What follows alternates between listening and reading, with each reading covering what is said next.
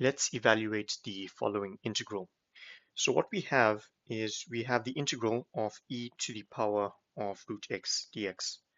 Now, this would be an extremely easy question if all we had was e to a single variable, for example, e to the x, because if we integrate e to the x, it's just going to give us back e to the x.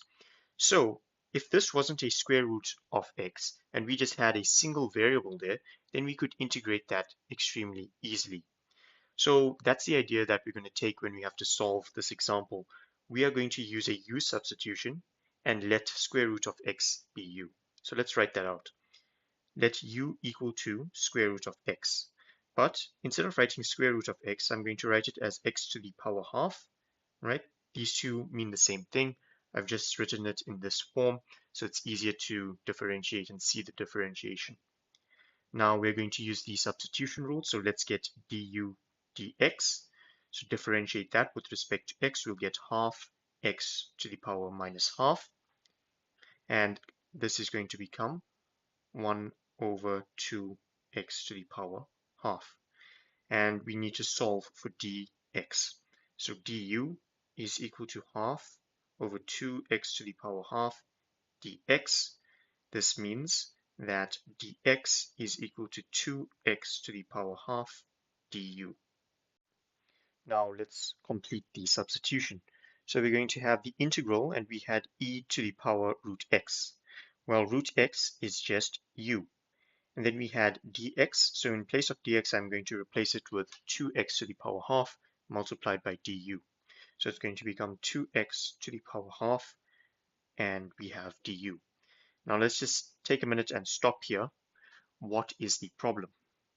So our integral now needs to be in terms of u only.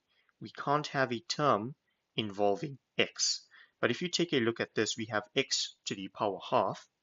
Our original substitution was that u is equal to x to the power half. So what I can do is I can just replace this x to the power half with u. And now take a look at the integral. All we have is an integral in terms of u. And is it easier to evaluate? Let's find out. So we have a 2 here. Let's take that 2 out of the integral. So we'll have u multiplied by eu du. And this looks like a familiar integral. It's not necessarily just e to the power of some variable, but it's a variable times by e to that same variable. And we can actually use by parts to solve this integral. So let's use by parts, and we are going to use the LIATE acronym.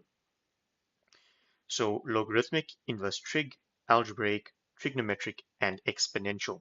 The first function that we have here is algebraic, and we also have an exponential here.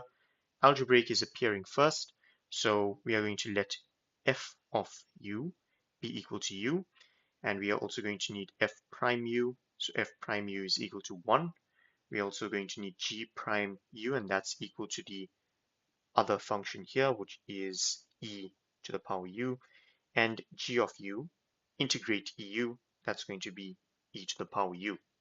Now let's use the by parts formula. This is going to be 2 into, let's do this integral.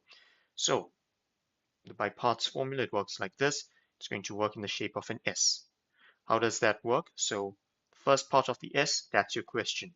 Then we have f of u multiplied by g of u, so that's going to be u multiplied by e to the power u, and then the last part of the s, that's going to give us our integral. So minus the integral of f prime of u, that's 1, multiplied by g of u, that's eu, so it's just going to be eu, and we have du. Right, and we can solve this integral. That's extremely easy. It's going to become 2 into u e to the u minus eu. Okay, and then we'll have the plus c on the outside. Are we done here? No, we need to return from u to the original variable x. Remember, u was equal to root of x, so this is going to be 2 multiplied by root of x into e to the root of x minus 2 times e to the root of x plus c. There's your answer.